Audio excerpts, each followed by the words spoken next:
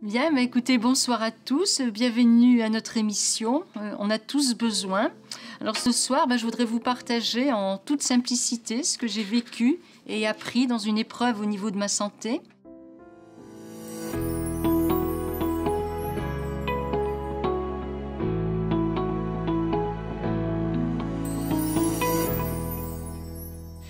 Un cancer du sein important à évolution rapide a été diagnostiqué le 28 septembre 2007. C'est une date qu'on retient dans une vie. Et j'en avais moi-même ressenti les signes à la fin des vacances. Et le soir, je pleurais, mais comme il a été dit dans la première émission, par peur et par déni, je retardais le moment de passer les examens médicaux. Et je peux vraiment vous dire ce que c'est que quand la peur paralyse, quoi. Alors à un moment donné, j'ai quand même décidé d'en parler à une amie, et bien sûr là, donc tout s'est déclenché.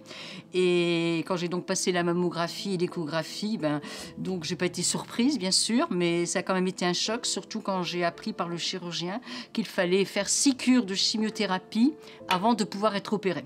Il n'était pas possible du tout d'opérer à chaud.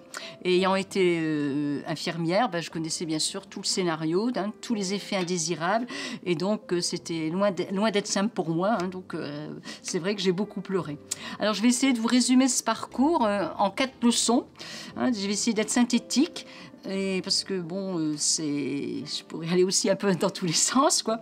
Et la première leçon que j'ai apprise avec le Seigneur a été celle-ci. C'est que dans l'épreuve, non seulement notre Dieu, il est toujours avec nous, mais en plus, il redouble d'attention. Et c'est vraiment ce que j'ai vécu. Parce que quand on a une épreuve qui survient comme ça, brutalement, là, dans un ciel serein, c'est comme un tremblement de terre à l'intérieur de nous. On a plein de questions qui se bousculent dans notre tête. Bien sûr, il y a les pourquoi, il y a les accusations.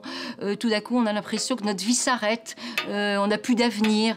Et puis, pour la première fois, là, je me sentais vulnérable. Je vais faire le deuil au niveau de ma santé. Et puis, j'ai été confrontée aussi à la mort, quoi. Parce que souvent, comme on dit, on a tous peut-être envie d'aller au ciel. C'est vrai que c'est la meilleure part, mais en même temps, on n'a pas envie de mourir, quoi. J'étais attachée à la vie. Et je savais bien sûr que j'aurais été au ciel avec mon Seigneur, puisqu'à l'âge de 17 ans, je lui ai confié ma vie. Mais en même temps, je me disais, Seigneur, entre nous, ça va, tout va bien, tout est nickel, quoi. Il n'y a pas de problème. Donc, voilà, donc j'étais avec tout ça là, à l'intérieur de moi. Et puis aussi, j'avais beaucoup de doutes, tout d'un coup, par rapport à l'amour de Dieu. Pourquoi Dieu ne m'a pas protégée? Qu'est-ce qui se passe? Et pourtant, je n'étais pas moins aimée de mon Dieu. J'ai pensé à Marie et à Marthe, là, dans la Bible, quand leur frère est tombé malade, elles ont envoyé quelqu'un dire à Jésus, « Celui que tu aimes est malade ». Et puis l'apôtre Paul, lui, il dit que rien ne peut nous séparer de l'amour de mon Dieu. Ni la mort, ni la vie, ni les choses présentes, ni les choses à venir, rien. Donc cela me rassurait, mais quand la douleur de la déception, de l'incompréhension, nous brise le cœur, j'ai découvert que seule une nouvelle expérience de l'amour du Seigneur peut nous donner le courage de supporter. Et je vais vous donner donc quelques exemples là, de la bonté de Dieu envers moi. La nuit qui a précédé ma première chimio, là, le 23 octobre 2007, après donc une course contre la montre, ceux qui sont passés par là, ils savent, le bilan d'extension, la pose de la chambre implantable, le 19 octobre, et j'ai reçu en fin de nuit un puissant encouragement. Le verset qui dit « La bannière qu'il déploie sur moi, c'est l'amour ». Alors en me levant, j'ai lu le verset dans le Cantique des Cantiques, là, et c'était dit « Son bras gauche soutient ma tête, son bras droit m'enlace ». Et je suis partie ainsi, confiante et sereine pour cette première chimio. Et j'ai ressenti dans ma chambre la présence de Dieu, et surtout, on m'avait dit « Le casque réfrigérant, là, pour ne pas perdre nos cheveux ». C'est ce qui est le plus difficile, c'est lourd à supporter, ça donne des maux de tête à cause du froid. Là, j'ai pas senti son poids, j'ai pas eu de maux de tête. Et donc ça m'a vraiment fait une expérience qui montrait toujours que Dieu est toujours là et qui redouble d'attention pour moi. Et merci Seigneur aussi, les effets indésirables ont été très limités. Moi qui avais peur de ces effets indésirables, bien sûr, j'ai connu la perte de cheveux, c'est pas facile, les nausées, les vomissements le jour de la chimio, j'ai connu après les 3 dernières cures des douleurs articulaires, Mais moi qui étais sujette facilement à des affections buccales, à des aftes dans la bouche, et donc il m'avait été prescrit, comme on prescrit à tout le monde, de la soufre, en fait, quand ça arrive. Et bien là, j'avais vraiment saisi par la foi de ne pas avoir ces aftes et de ne pas utiliser ce produit. Je voulais pas du tout que dans ma chambre, eh bien, on sente dans ma chambre, dans mon appartement plutôt, on sente l'odeur de l'hôpital chez moi. Et j'étais exaucée et j'ai toujours gardé l'appétit. Et une autre grâce aussi, c'est que j'ai toujours pu travailler et pendant la chimio et lors des 5 semaines de radiothérapie après l'intervention, où j'allais donc tous les soirs. Hein. Et j'ai bien supporté aussi le traitement hormonal pendant 5 ans. Et je sais que certaines personnes, eh ben, c'est pas toujours simple de supporter ce traitement et ils doivent l'arrêter avant. J'ai seulement eu de grands coups de fatigue et des fois j'aurais bien voulu être en Chine là pour faire ma sieste l'après-midi. Des fois, à des moments, j'aurais bien voulu me mettre là sur la moquette là dans mon bureau, mais bon, ça c'était pas possible. Mais ma secrétaire, elle me disait toujours « Annie, tu es un miracle ambulant ». Et merci Seigneur, parce que c'était vraiment important, parce qu'à cette époque-là, je devais trouver des nouveaux locaux et assurer le déménagement de l'Institut de formation en soins infirmiers dont j'étais responsable. Maintenant, pour tous ceux qui m'écoutent, hein, si vous avez eu un arrêt de 6 mois ou un arrêt d'1 an, eh bien, il ne faut surtout pas vous le culpabiliser parce que mon parcours, je veux dire, c'est le mien. Hein, et chacun est unique et Dieu connaît les besoins de chacun. Et s'il y a des personnes, il leur fallait plus de repos pour vivre des choses aussi avec le Seigneur. Moi, je dis toujours que Dieu, c'est un grand couturier hein, et il fait toujours tout sur mesure hein, pour chacun de nous. Une autre expérience de la grâce de Dieu, c'est qu'un vendredi soir, après la dernière chimio, là, courant mars 2008, là, j'ai eu une fracture spontanée de la 5e côte droite. Je pouvais même plus prendre un stylo dans mon sac à main. Et je devais travailler toute seule le lendemain hein, pour surveiller un examen blanc. Alors, je me suis couchée dans mon lit comme j'ai pu, je pouvais même plus me retourner. Et j'ai crié au Seigneur de me guérir pour demain. Et merci Seigneur, il m'a exaucée. Et cette fracture, je ne savais même pas que c'était vraiment une fracture, moi, puisque je n'avais pas vu de médecin ni passé de radio. Et bien, elle a été confirmée par une radio qui a été faite quelques jours après la mammectomie, qui a eu lieu le 28 septembre 2008. Et il était encore noté qu'elle était en voie de consolidation après 6 mois. Et je n'ai pas eu mal du tout. Donc, je pouvais encore, là, vraiment, je peux encore toujours dire merci Seigneur. Et je voudrais aussi vous dire aussi que l'amour de Dieu aussi, c'est aussi manifesté par mes amis, par ma famille, par mes collègues. Et c'est important, hein, l'émission, c'est on a besoin, hein, on a besoin des autres, en fait. Et ça, je crois que quand on est malade, on se rend compte aussi dans les petites choses, quoi, aussi. Hein, on ne veut pas de prêcha. Mais par contre, on a besoin d'une écoute patiente, on a besoin des petits mots d'encouragement, des fois simplement, n'oublie pas, Annie, que Jésus t'aime, des actes concrets, quelqu'un qui nous aide pour le ménage, pour préparer le repas, des gestes affectueux qui signifient simplement « je te comprends hein, ». Quand les paroles se taisent, les mains continuent de parler. Et j'ai beaucoup aussi apprécié le respect de mon cheminement, le besoin d'être seule, de dialoguer avec Jésus, d'être cachée en Christ. J'ai vécu aussi une nouvelle révélation de la croix. Dieu, en fait, la croix, ça veut dire en fait que Jésus n'est pas indifférent à nos souffrances, mais qu'il y a pris part, qu'il les a portées à la croix. Et ça, j'y ai pensé très souvent, surtout quand j'étais donc opérée donc dans ma chambre, dans la chambre de la clinique.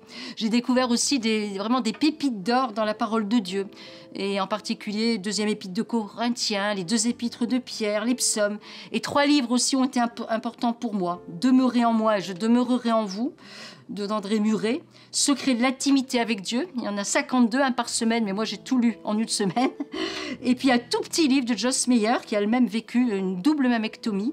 Et c'est un petit livre qui dit simplement « Pourquoi, Seigneur, pourquoi ?» Et cela m'a beaucoup aidé et je vous en parlerai encore de ce livre. Alors la deuxième leçon apprise, ce fut le lâcher-prise.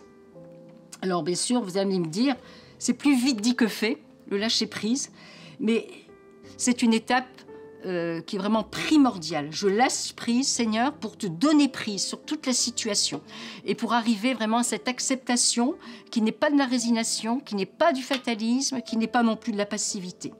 Et ça se fait dans tout un processus.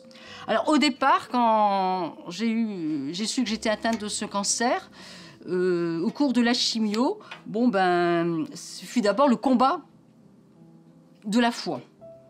Je savais, et je sais toujours, que le Dieu est le lieu des miracles, qu'il guérit. J'avais moi-même vu des guérisons, j'ai été guérie aussi. Et en 1992, j'ai eu une guérison instantanée d'une épaule qui était plus basse que l'autre et qui était douloureuse.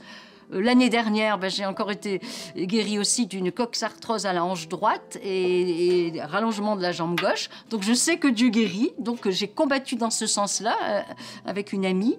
Et en même temps, surtout quand les nouvelles n'étaient pas bonnes, que la chimiothérapie n'apportait aucun progrès, j'abandonnais tout entre les mains de Dieu. Et dans ma cuisine, je chantais un chant que beaucoup connaissent sûrement. « Tel que je suis, sans rien à moi, sinon ton sang versé pour moi, agneau de Dieu, je viens. » Et je disais au Seigneur, même si j'ai une mammectomie, je continuerai à te suivre, à te servir, car de toute façon, je ne peux plus me passer de toi. On a déjà fait une longue route ensemble, et donc si j'ai plus toi, je n'ai plus rien, je serai la première punie, et tu es toute ma vie. C'est vrai, on entend souvent, pas d'épreuve, pas de preuve. Et c'est vrai. La maladie, ou une autre épreuve d'ailleurs, c'est un bon curseur pour évaluer notre attachement à Dieu. C'est aussi le temps du bilan. On examine nos cœurs. Je voulais pas du tout d'obstacle aussi à mes prières, et ce qui m'a amené aussi à vivre une démarche de pardon auprès d'une personne. Et quand j'y pense, je me dis on devrait toujours vivre de cette manière-là et pas attendre d'être malade pour faire ces choses-là.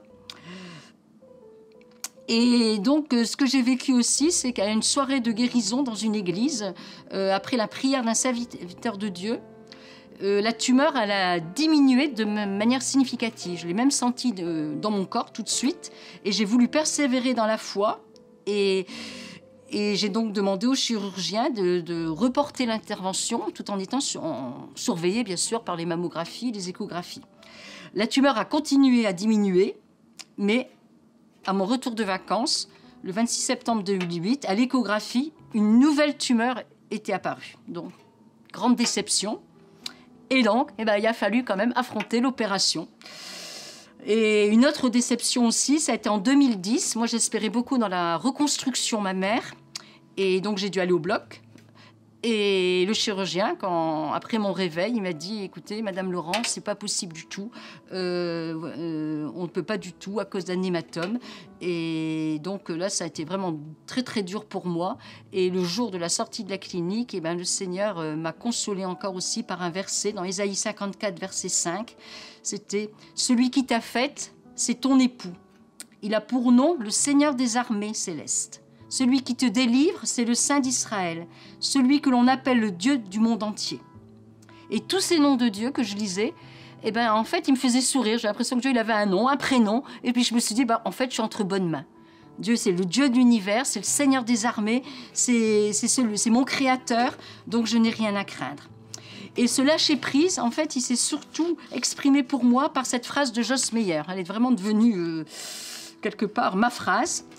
Et donc, je vais vous la dire. « Je connais celui qui sait et cela me suffit. » Et ça a été vraiment pour moi libérateur. Et un matin, vers 6 heures du matin, vous savez, quand on se réveille, quand on est un peu là, sur le mode un peu radar, là, j'ai entendu vraiment d'une voix audible « Fais-moi confiance ». C'était court, précis, mais combien ça a été pour moi bienfaisant. Et en particulier, de passer à la question « Pourquoi ?» à dire « Seigneur, pourquoi ?» En 2 mots, en vue de quoi ? Et Seigneur, maintenant, qu'est-ce que tu vas faire à travers cette épreuve? Comment tu vas transformer ce mal en bien, puisque dans ta parole, il est dit que tout concourt au bien de ceux qui aiment Dieu. Dans le malheur se trouve souvent un bonheur caché. Et il y a un verset du calendrier de 2008 que j'avais, un tout petit calendrier qui m'a toujours soutenu. C'est une parole de Jésus dans l'évangile de Jean. « Parce que je vis, vous vivrez aussi. » Et ça je l'ai vraiment saisi aussi par la foi. Et donc, c'est vrai, quand on ne discerne pas la main de Dieu à des moments, on ne comprend pas tout, comme disait Spurgeon, on peut faire confiance au cœur de Dieu. Et ça, c'est quelque chose d'inoubliable. Alors, la 3e leçon aussi que j'ai apprise, et pas la moindre, c'est ce verset de l'apôtre Paul, « Je suis comblé de joie au milieu des afflictions ». Ça a été vraiment une grande surprise pour moi, inattendue. Le lendemain de mon intervention, quand j'ai pris ma douche, j'ai reçu une douche de joie céleste, surnaturelle. Et je disais sans cesse, j'ai un cancer, mais je suis si heureuse. Donc la joie, c'est pas l'absence de peine, mais c'est vraiment la présence de Dieu qui est là. Et ma chambre, elle est devenue pour moi un cocon et même un salon de thé quand les visiteurs venaient. Et la vie donc triomphait dans ma chambre. Mais je pense que le lâcher-prise a vraiment été aussi cette étape nécessaire, car la confusion enlève la joie souvent. Hein. Et la quatrième et la dernière leçon que j'ai apprise, c'est la foi, c'est oser vivre à nouveau. C'est vrai que Jésus ne nous a pas promis une vie sans problème.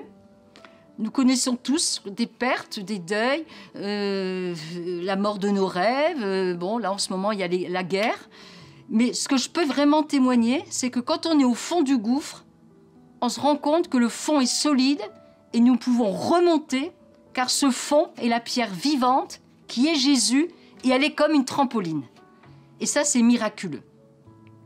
Pour moi, oser vivre à nouveau, c'est vraiment recommencer envers et contre tout et repartir avec la force que Dieu nous donne d'étape en étape. C'est vraiment fermer les portes du désespoir et croire à la lumière quand tout est sombre. Et ce qui m'est arrivé aussi, c'est qu'un soir, il y a une dame qui avait vécu un cancer, mais qui n'avait pas vécu, qui n'a pas eu de chimiothérapie, puis qu'on a uniquement enlevé la tumeur.